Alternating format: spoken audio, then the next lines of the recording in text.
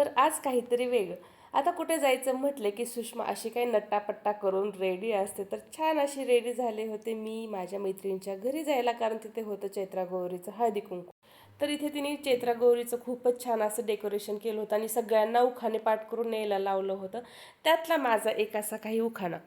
सासरची छाया माहेरची माया, सोमनाथराव आहेत माझे हट्ट फुलवाया.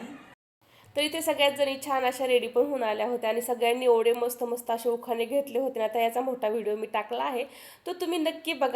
त्यासोबतच मी माझ्या लग्नातला आहे ना उखाण्याचा किस्सा पण सांगितला आहे आणि मूग डाळीचा डोसा याची रेसिपी पण शेअर केली आहे. चला तर मग असा छान असा मूग डाळीचा डोसा बनवला होता. तर आता इथे चालू आहे शिवांगचा त्याच्या आजी आजोबासोबत व्हिडिओ कॉल. आता हे म्हटले की आता आमचं तर खाऊन झालं, तर तुझ्यासाठीच गरम गरम मी डोसे बनवून देतो. आणि अशी काही स्टंटबाजी पण चालू होती आणि असं ऐकतं खायची काही मज्जा वेगळीच असते बरं का. चला तर मग आजचा ब्लॉग कसा वाटला नक्की कमेंट करा.